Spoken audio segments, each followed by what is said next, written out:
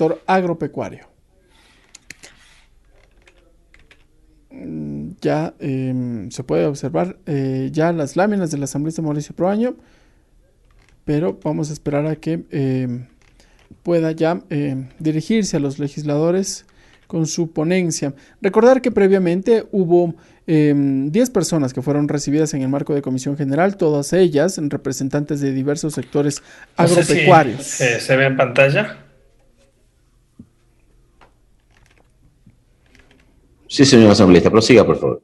Sí, bueno, no es nuevo lo que acabamos de escuchar de varios dirigentes y con mucho respeto también, porque creo que la democracia es así.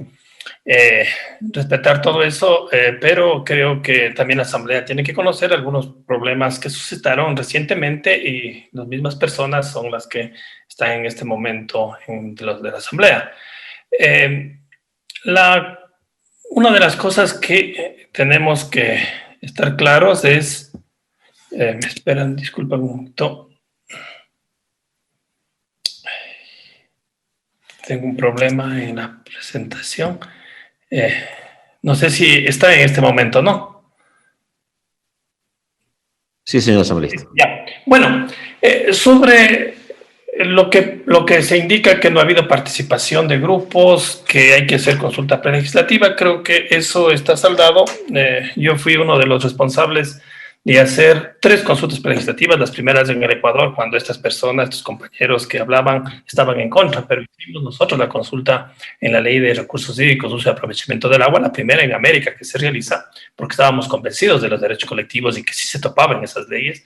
También hicimos consulta prelegislativa en la Ley Orgánica de Tierras y Territorios Ancestrales, porque también topaba tierras que son de propiedad de las comunas y comunidades, que somos los que más respetamos.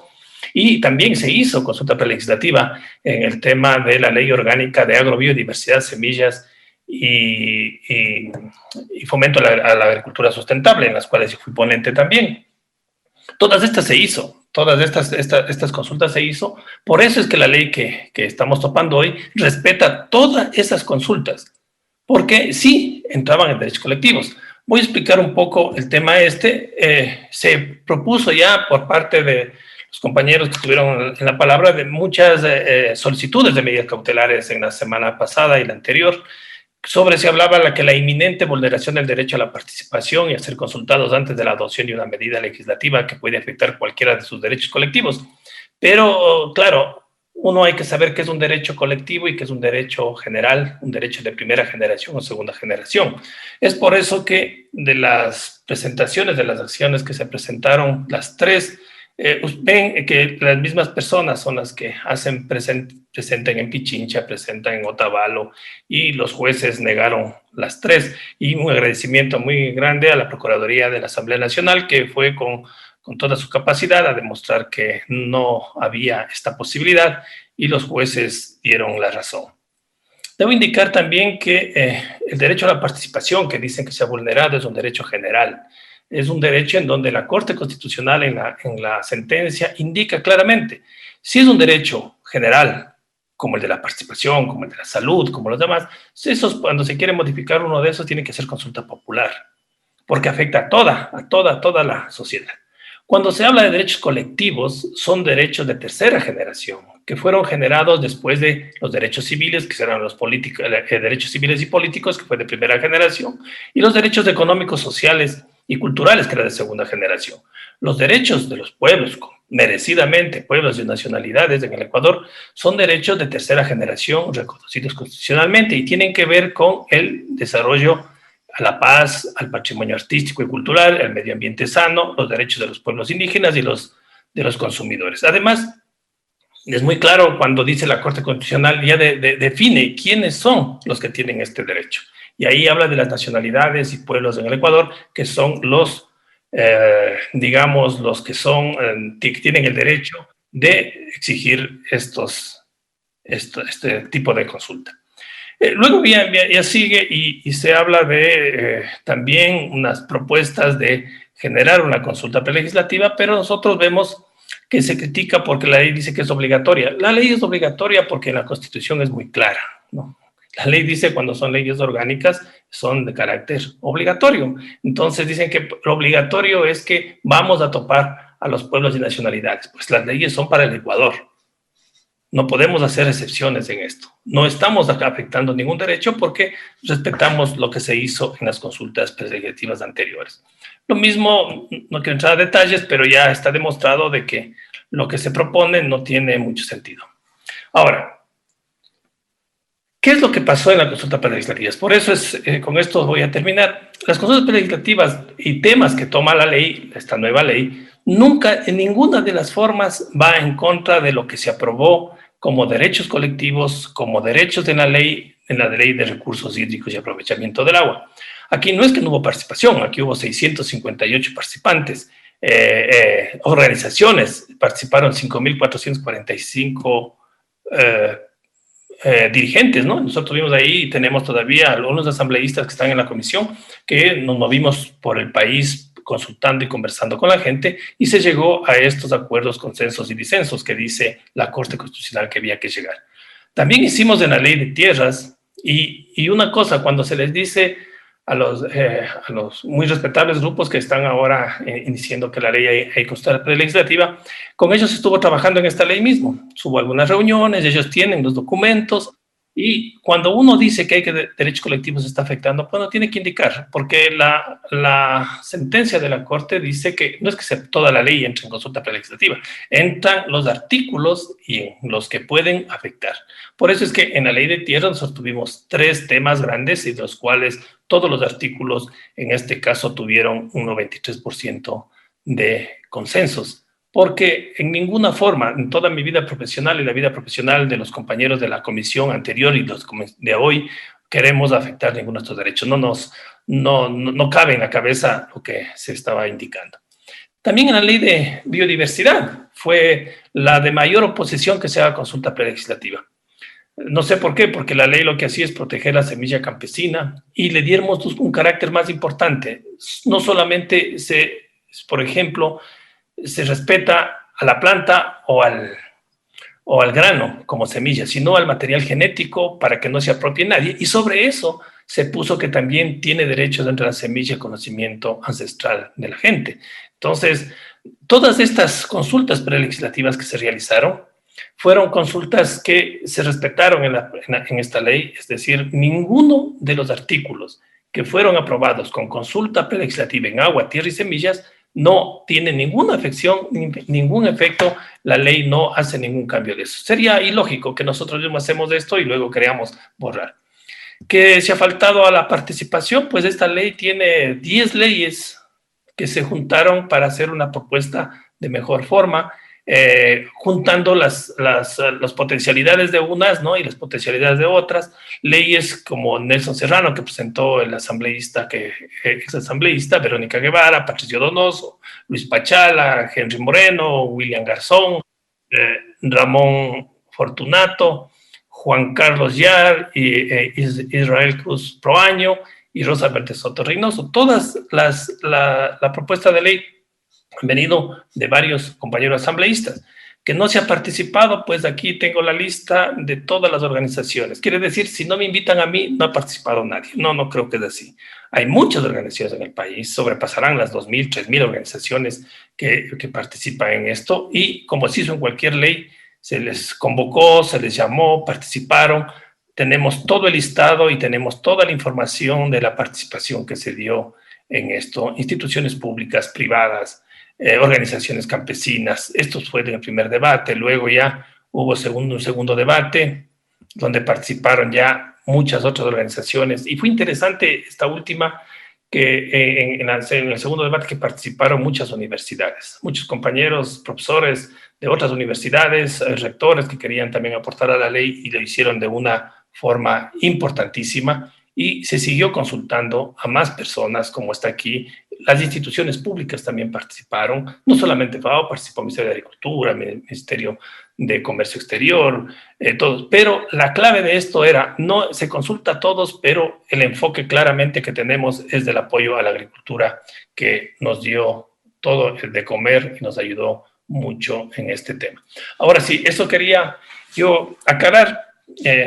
si se necesita conversar más, que los grupos que se les envió y hoy dicen que no se les ha hecho participar, quieren aportar a la ley, con mucho gusto estamos abiertos y no es cuestión de denunciar antes de aportar. Primero debíamos de haber aportado y si en eso no había posibilidades de entrega, pues ahora sí podrían hacerse. Pero no hay problema. Vamos ahora a explicar ya de la ley, que creo que es, tenemos que quitarnos esa parte del país que si a mí no me conversan, a mí no, yo no participo, ya no vale nada.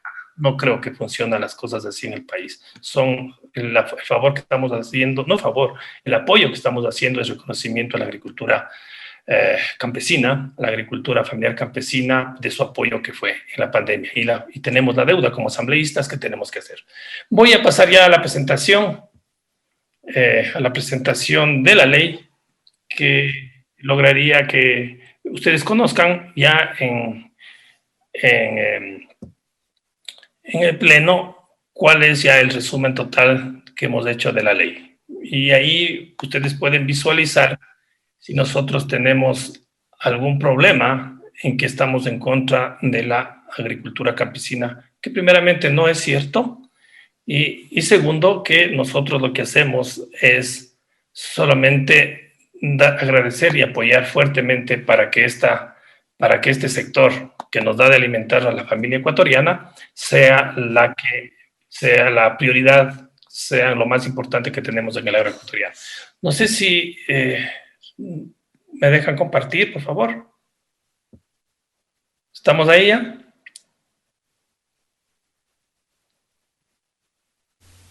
No el asambleísta Mauricio Proaño solicita si poder compartir su pantalla. Señor asambleísta, sí se encuentra al momento en pantalla lista la presentación. Muy amable. Entonces, vamos pues al segundo debate. Creo que siempre la idea es construir, no destruir. Entonces vamos a ir por el tema de cómo se ha ido mejorando la ley. Que puede haber unos cambios que podemos introducir en este segundo debate con mucho gusto. Si lo hacen, lo hagan, pero por escrito para poder tener nosotros la certeza de que sí se envió y para nosotros demostrar que se incluyó o no, porque si no, nuevamente será en otra reunión que nos digan que nunca les consultaron y eso no tiene sentido. ¿Por qué una ley? ¿Por qué una ley? Porque hay tendencias y retos mundiales del sector agropecuario. La FAO y organizaciones a nivel de las Naciones Unidas al 2050 hablan de varias características que tiene que tener la agricultura, ¿no? Mejorar la productividad de forma sostenible y sustentable para satisfacer crecientes demandas, garantizar la base de recursos naturales sostenibles, que es lo lógico y lo básico. Por eso tuvimos consultas prelegislativas en las leyes básicas como agua, tierra y semillas. Hacer frente al cambio climático, que es un tema importantísimo que va a afectar y va a haber intensificación de riesgos naturales. Se empuja fuertemente a la erradicación de la pobreza extrema y reducir las desigualdades, poner fin al hambre en todas las formas de malnutrición, tanto desnutrición como obesidad y sobrepeso, lograr sistemas alimentarios que sean eficientes, inclusivos y resilientes, mejorar oportunidades de generación de ingresos, fomentar la resiliencia ante conflictos y catástrofes, prevenir amenazas transfronterizas y atender necesidades de gobernanza coherente y eficaz.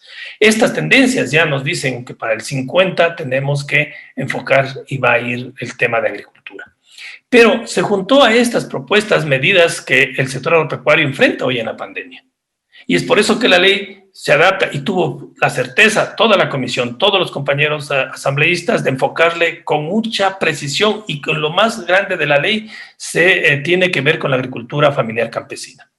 Porque la propuesta que dice CEPAL en todos los países del mundo, especialmente para América Latina, hay que reforzar los programas de alimentación escolar. Hay que apoyar las iniciativas de asistencia alimentaria a organizaciones de sociedad civil. La Asamblea Nacional jugó un papel importante en entregar una de las primeras leyes de agricultura de alimentación escolar ya antes de la pandemia. Entonces tenemos, y hoy me informaron que ya está, van a presentar ya el reglamento a esa ley para que se ejecute. Apoyo financiero, que habla que se debe tener créditos y subsidios productivos en este momento de pandemia. Ajustar protocolos de sanidad y salud por la pandemia y trabajar en los temas de alimentos y mercados mayoristas y minoristas, de expandir y garantizar el funcionamiento de programas, asegurar financiamiento, asistencia técnica, acceso a insumos, mano de obra de agricultores y pescadores artesanales, establecer mecanismos ágiles de consulta y coordinación público-privada, impedir que los mercados mayoristas y minoristas de agricultores se cierren y disminuyan sus operaciones. Jugando con las dos propuestas, tanto de esa proyección al 2050 cuanto a las condiciones de pandemia, creo que la ley se adapta de una manera muy clara. Y solamente para indicarles, esta ley responde a las tendencias y retos, porque el objetivo, que es establecer el régimen jurídico para el desarrollo del sistema agroalimentario, propiciando la integridad y sustentabilidad del territorio nacional en las etapas de las cadenas productivas, agroproductivas, que incluye producción, agregación de valor, agroindustrialización y comercialización. ¿Y esto a través de qué? De la investigación científica, por eso hay que motivar esto, innovación y extensión agroecológica, protegiendo la salud humana, la naturaleza y garantizando el pleno derecho del buen vivir y en especial la seguridad y soberanía alimentaria. Se dice que es un solo palabra, sí, pero la palabra esa dice tanto que engloba a todo la ley, porque la soberanía alimentaria es un derecho superior para todos los ecuatorianos y demás. Que la ley busca una gobernanza coherente, eficaz y pasar de políticas de gobierno de turno a políticas de Estado. Quién sabe esa no sea la intención de muchas organizaciones, que no sean políticas de Estado, sino que sean solo de gobierno, y entonces pueden ir cambiando, y eso lo que hace es afectar al sector agropecuario. Por eso la ley propone lineamientos de política agropecuaria, impulso a la producción agroalimentaria, el acceso a mercados, a sistemas productivos alternativos, para que estos permitan incrementar la productividad, el comercio, la competitividad, la innovación, la calidad de la producción rural, minimizar los riesgos relacionados al trabajo en el campo. ¿Cómo la ley apoya las políticas de apoyo a la agricultura familiar campesina? En nuestra propuesta de ley, el actor principal es la agricultura familiar campesina, porque no nos cuenta nadie. Somos del sector rural y sabemos que la mayoría de las fincas pequeñas y medianas son las que producen el alimento. También hay las de otras que tienen su función también, que son ecuatorianos también. Pero esta ley tiene que enfocarse a apoyar a la gente más débil. Por eso nosotros hemos generado la propuesta de políticas dentro de la ley, políticas que tienen que hacerse políticas ya de Estado, como las políticas para la agricultura familiar campesina, políticas para investigación y transferencia de tecnología, extensión e innovación, políticas en defensa de la producción nacional, políticas de conservación y uso de recursos fito y zoogenéticos, políticas de gestión del conocimiento, donde está el conocimiento ancestral, que es propio y es importante mantenerlo. La conjugación entre conocimiento ancestral y conocimiento científico es la opción de soluciones en el agro. Políticas de producción, comercialización, agregación de valor de productos nativos, tradicionales y no tradicionales nutritivos. Política pública local para que son los gobiernos autónomos descentralizados, políticas de participación y articulación, políticas para enfrentar el efecto del cambio climático y, lo importante también, la ley habla de las políticas a favor del empleo juvenil rural, que es clave para el futuro del agro ecuatoriano. Y es por eso que cuando habla de gobernanza, como dice los retos que se tiene para el 2050, la gobernanza coherente, eficaz, basada en la participación ciudadana.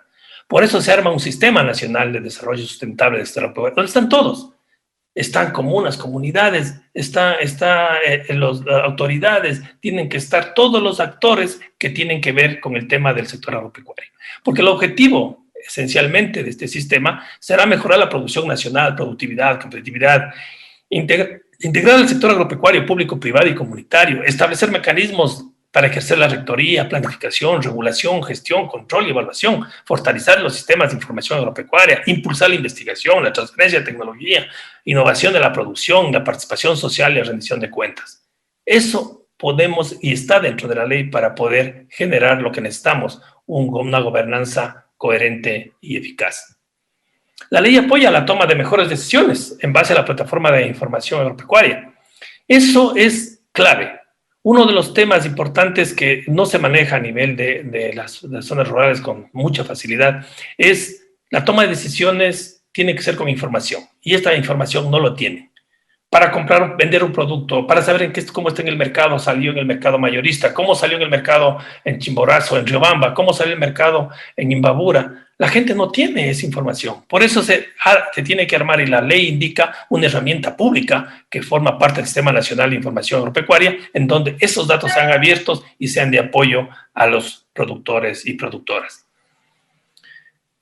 Que no hay participación de la gente, pues ya vemos que hay en el sistema, y también hay los actores del sector agropecuario como deben participar en la planificación nacional. Por eso hablamos de la planificación participativa para el desarrollo sustentable del sector agropecuario. donde están todos los actores, la elaboración del Plan Nacional Agropecuario, que va a tener una vigencia de 10 años. Pero eso construido desde las bases, desde los actores, desde la gente que conoce la parte del campo. No solamente la gente que tiene liderazgo a nivel nacional, tiene que ser con la gente también que está en territorio y que dieron muchas opiniones importantes.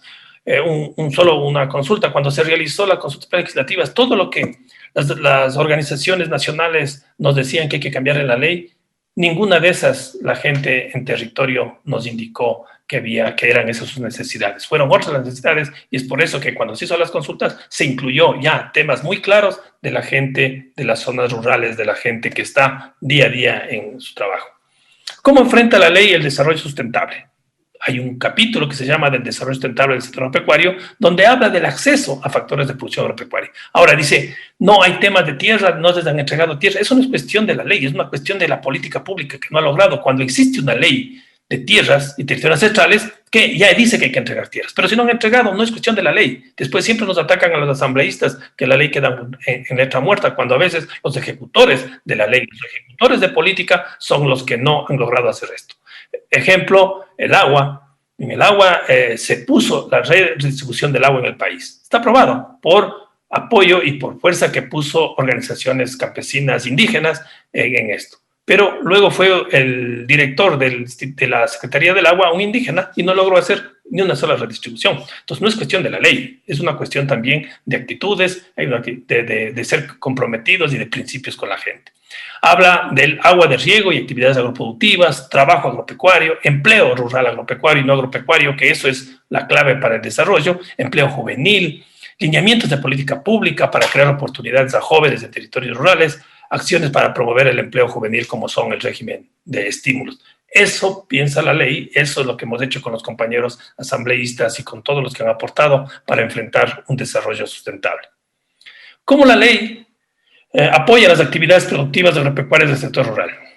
Primero genera unos alineamientos de políticas para que exista encadenamientos productivos, cadenas de valor, fortalecimiento de las organizaciones de carácter asociativo, proyectos productivos con valor agregado, formación de cadenas de valor que considere a la agricultura familiar campesina que genera valor agregado y servicios en el medio ambiente. Eso siempre va a ser nuestro norte, con especial siempre toda la propuesta de ley con la agricultura familiar campesina.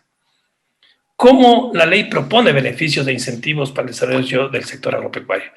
En uno de los capítulos habla de los beneficios para la producción agropecuaria sustentable, fortalecimiento de modalidades de agricultura sustentable, incentivos, subsidios, bonificaciones estatales, especialmente de las buenas prácticas agropecuarias, lugares para la comercialización, capacitación, publicidad, movilización, compensación, todos estos temas importantes para el desarrollo del sector. Planes de fondos fiduciarios para gremios y asociaciones, compensación para la mitigación y emisión de gases contaminantes, campañas para impulsar el consumo y la explotación de productos y asimismo incentivos al agroturismo y turismo comunitario, que a veces las demás leyes no enfocan y estos son temas importantes que deben ingresar en el tema de desarrollo. ¿Cómo la ley apoya para asegurar la producción del sector agropecuario? Dos formas básicas. Primero, muchas de las asistencia técnica, apoyo e investigación, pero también con el crédito, pero segmentando. Se criticaba de los créditos del Banco Ecuador. No es un problema de ley, es un problema de no ejecución. Se dijo que tiene que ser los créditos diferentes al sector de la agricultura familiar campesina, a la agricultura comercial diferente, pero no se aplica, no se hace. Entonces la ley ahora insiste y dice hágase segmentos y subsegmentos que deben ser de apoyo. Sabemos, y está en la ley también, que los dígitos, por lo menos los intereses para la agricultura familiar campesina, deberían estar en un solo dígito y no en más de 20 puntos como lo pusieron en el periodo anterior, en este periodo de gobierno, ¿no?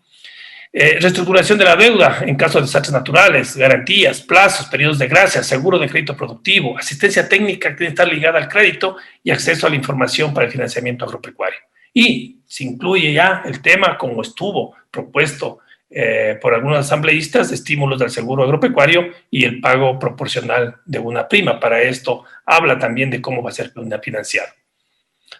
¿Cómo la ley quiere generar desarrollo agropecuario con la reinversión ciudad al campo? Uno de los temas importantes, el campo ya ha subsidiado mucho a las ciudades. Hoy las ciudades tienen que apoyar para que la gente a nivel del campo pueda también generar procesos de emprendimientos y empresas comunitarias privadas, públicas, lo que sea, cualquier empresa, en este caso siempre apoyando y direccionando a la agricultura familiar campesina para que dé valor agregado a la producción. Se critica que se quiere emprender y hacer empresas comunitarias.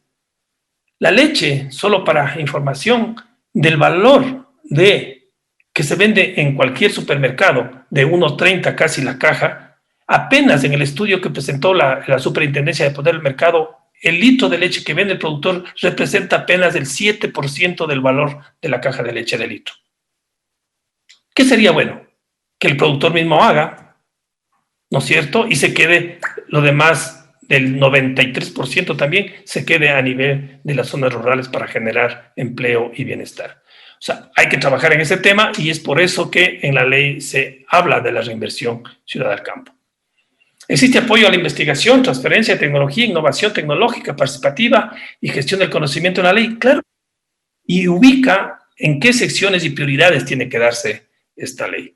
No se logra entender claramente que el conocimiento, la transferencia, tiene que estar dentro de una base clara de conocimiento. Conocimiento local, conocimiento propio local, conocimiento científico, tiene que jugarse. Hay conocimiento local que no tiene viabilidad en este momento, pero hay conocimiento ancestral que tiene una fortaleza en estos momentos de la agricultura. Por ejemplo, la rosa tumbiquema, una práctica milenaria que hoy en este momento no se puede aplicar.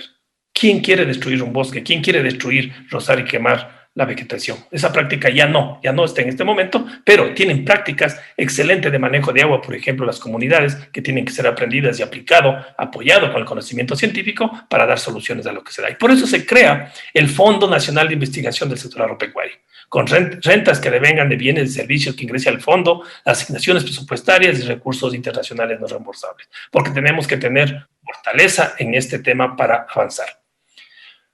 Los productores estarán involucrados en la investigación, innovación tecnológica y capacitación participativa. Claro, la ley dice muy claramente, en lo que es innovación tecnológica y capacitación participativa, habrá capacitación e innovación, Plan Nacional de Innovación Tecnológica Participativa, programas de innovación participativa agropecuaria para en el país, para que enfoque. Y no desde esa concepción que nos quieren decir, que va el técnico y les va a llevar cosas que no se dan en el campo y que no se puede. No funciona ya. Ese modelos ya son atrasados, son modelos de los 60, 70. Hoy un técnico que va a campo, primero es el diálogo de saberes con el agricultor, porque tiene 40, 50, 60 años de trabajar en el campo, y el técnico, en cambio, tiene conocimiento de por qué se dan los fenómenos. El conjunto, la unión de los dos, por eso se hace participación y se puede dar mejores soluciones al sector agropecuario. Apoya a personas naturales y jurídicas a la organización campesina, sí.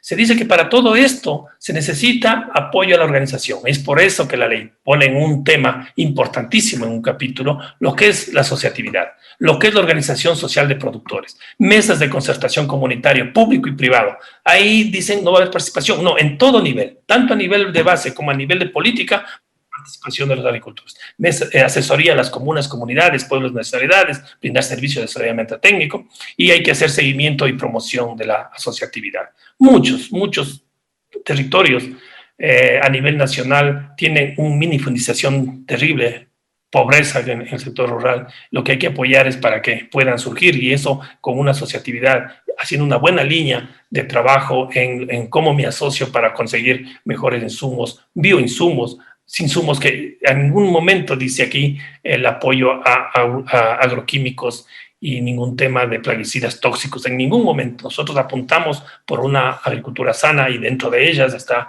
la agroecología. ¿Cómo se impulsan las empresas agropecuarias y agroindustriales? Cuando se habla de agroindustrias parece que nosotros estamos solo queriendo beneficiar a la gran industria, y a veces es minimizar a los productores. El Salinerito, una industria, agroindustria inmensa, que ha demostrado no solo a nivel del país y a nivel del mundo que es una de las mejores.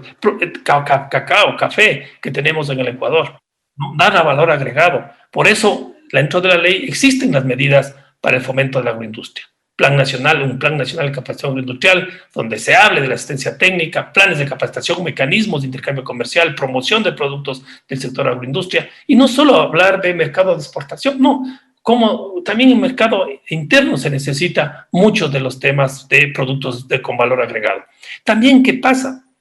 A veces en campo es problema conseguir un empleo. Pero si generamos agroindustria en el campo, en menos superficie, porque se hacen más actividades, se hacen más acciones, puede uno mantener a las personas en el zona rural. Pero no vamos a mantenerle porque dice la ley no salga, ni porque alguna gente dice que así, no, así es todo lo que está pasando. Se tiene que dar oportunidades de trabajo. Y la única forma de generar en espacios más pequeños en la zona rural de trabajo es apoyando a dar valor agregado y formando empresas agropecuarias, que pueden ser comunitarias, que pueden ser individuales, que pueden ser de las que sean. Yo apostaría por las comunitarias porque daría un mayor impacto social. Agroindustria rural, como ya les indiqué. ¿Cómo apoya al desarrollo agropecuario y apícola? La ley enfoca claramente en el desarrollo de la producción agrícola con incentivos, subsidios, de entrega de insumos, pagos de primas de seguros agrícolas, financiamiento, servicios de inspección, sanidad y calidad, titulación de tierras, implementación de sistemas de información, pero también apunta ya fuertemente al desarrollo de la producción pecuaria. Lo uno es para el desarrollo agrícola, lo otro para el desarrollo pecuario. Establecerá un modelo de producción productiva pecuaria, control lechero, índices de cárnicos, sistemas de mejoramiento genético y centros de mejoramiento genético, comunitario, público, mixto, prestarán servicios con prioridad a la agricultura familiar campesina. Se cree que porque se dice mejoramiento genético ya es todo de fuera y todo no tiene que ser local. El ganado, ningún ganado, el lechero vacuno estuvo en América antes de que lleguen los españoles. Todos sus genes son de fuera. Entonces, lo que hay que hacer es, sí, y han dado un buen servicio aquí, y han apoyado en esto, pues hay que hacer un control, un cuidado y hacer las mejoras que se necesiten en el país. También el desarrollo de la apicultura. Habló el señor representante de los apicultores. La asociación puso algunos criterios, pero si se puede incluir todavía algunos temas con mucho gusto. Se habla del marco regulatorio de la actividad apícola. Fomentará la investigación científica, mecanismos de compras públicas, análisis de calidad de la inocuidad de la miel de abeja y sus productos, conversiones tecnológicas de colmenas, adquisición de abejas reinas seleccionadas, núcleos mejorados, que decía él que no está en la ley, pues sí está en la ley, implementar los programas de sanidad apícola, implementar programas de trazabilidad.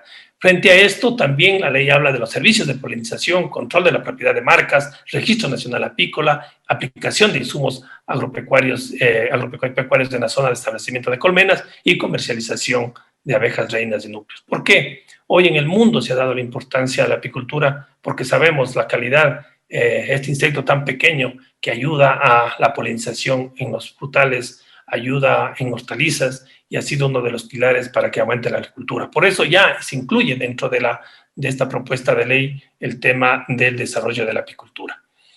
Fomento al consumo nacional de lácteos fue propuesta de muchos asambleístas que están aquí y que no se les podría acusar que ellos hicieron solo de su cabeza, hicieron esta propuesta. Ellos también, todas las leyes que se envió a la Asamblea Nacional y que son hechas por asambleístas, debieron, y ellos conocen, y ellos nos han indicado que fue en consenso con organizaciones campesinas. Y por eso el tema del consumo nacional de lácteos, hay el proceso de compras ágiles y transparentes de leche y derivados para los diferentes sistemas educativos, rehabilitación social, instrumentos de desarrollo de exportaciones, impulso al mejoramiento de la calidad de productos lácteos, control y utilización del suelo de la leche líquida y capacitación para las buenas prácticas agropecuarias del sector lácteo. Estas, por ejemplo, muchos de estos temas fue uno de los asambleístas, que representa a Chimborazo, fue la persona que incluimos, y también de otro compañero, Rodrigo Coyahuaso, que fueron los que impulsaban estos temas, pues se incluyó porque es un sentir a nivel nacional de estos problemas. Una cosa importante, ya para culminar, la agricultura va a enfrentar, como se hablaba al 2050, un factor importantísimo, ¿cuál es el cambio climático? Cambio climático que a veces le pasamos así nomás de revisión y no hacemos caso, ¿no? Hoy se está viendo complicaciones en aumento de temperaturas, en pérdida de agua, aumento de temperaturas que hacen que las plagas y enfermedades en las plantas vayan incrementando y subiendo a las zonas más altas. Y es por eso que la ley ya enfrenta de golpe lo que es la adaptación y mitigación del cambio climático, y se habla del Plan Nacional Agropecuario, donde debe contemplar políticas y medidas de mitigación y adaptación al desarrollo de capacidades tecnológicas para enfrentar los efectos adversos del sector agropecuario. Apoyo a instrumentos y mecanismos financieros para el cambio climático. Si hacemos un esfuerzo y si el sector agropecuario, el pequeño productor, hace un esfuerzo para mitigar estos temas, debe tener apoyos financieros también. Y estímulos para los que reducen los gases de efecto invernadero en la agricultura. Se incluye también un tema que es de los más nuevos que se habla a nivel del mundo, solo que son las pérdidas de desperdicio de alimentos. En Ecuador se habla casi de un 30-40% de pérdidas y desperdicios de alimentos después de la producción. Y es por eso que habla la ley de implementar el programa de prevención de pérdidas de la producción, promover, recuperar y donación de alimentos y excedentes. Existe una experiencia interesante, por ejemplo, del Banco de Alimentos de Quito, que ellos también aportaron en la ley, varios bancos de alimentos en donde ellas, personas de gran calidad humana, tienen opciones con varias empresas, con varios mercados donde reciben productos que podían haber sido botados, pero que son de buena calidad y que todavía tienen una perecibilidad, y ellos son los que entregan a varias zonas de Quito donde son la gente pobre, y eso puede ayudar a evitar pérdidas y desperdicios de alimentos. Bueno, la intención de toda la comisión, la intención de los compañeros que participaron, más de 240 organizaciones, más de 8 universidades, las instituciones públicas e internacionales que dieron sus comentarios y criterios sobre la ley. Tal vez hubo un error que no aplicamos a todo mundo, pero no se puede, no daba el espacio para todo mundo. Muchos compañeros que dieron sus opiniones participaron en la primera discusión, en la segunda se les entregó, pero nunca llegó ninguna recomendación, y hoy me sorprende a veces esos reclamos que hacen. Pero bueno, esa es la democracia y así tenemos que ir funcionando. Yo solo me quedo con esta imagen del divino sembrador, de las manos tiernas en tierra seca, que fue Osvaldo Guayasamín, que tenemos en el muro de la Asamblea Nacional. Lo que se desea es que esas manos tiernas ya no estén en tierra seca. La ley lo que quiere es darle los instrumentos para mejorar esto. La vida nos enseña a ser agradecidos con alguien que entregó su trabajo por el bienestar del otro ser humano. En la pandemia COVID-19, los agricultores y agricultoras evitó el hambre en el Ecuador, con su trabajo diario en el campo y su sentimiento de patria. Corresponde a la Asamblea Nacional del Ecuador agradecer a los agricultores y agricultoras por cuidar de los ecuatorianos de esta pandemia y dar una normativa que apoye de forma integral, práctica, en beneficio al sector productor agropecuario. El esfuerzo que hizo la comisión, el trabajo que hizo, no fue poco. Todos los compañeros, hombres y mujeres de la comisión, hicimos un esfuerzo con sus asesores, con la parte de administración. Hemos hecho un trabajo de varios días con varias organizaciones. Teníamos reuniones 2 veces, 3 veces por semana, hoy en este momento vía telemática, y sí participaron. Nunca se vulneró el derecho a la participación. Que no se pudo hacer con todos, que no mandaron la información, que no pudieron entregar lo que ellos indicaban, pues eso es otra cosa. Pero el derecho a la participación, eso se jugó y se hizo de una manera transparente, de una manera muy honesta, y creo que en eso nos sentimos orgullosos. Una ley que sí ha hecho participación y que no vulnera ningún derecho colectivo, porque toda la ley se basa en el respeto a las 3 consultas prelegislativas que hizo la Asamblea Nacional. Señor presidente, compañeros, pueblo ecuatoriano, muchas gracias. Culmina así la intervención del asambleísta ponente de este proyecto de ley, el asambleísta Mauricio Proaño. Él, respecto al pedido de consulta prelegislativa del proyecto, recordó que no afecta a los derechos colectivos ni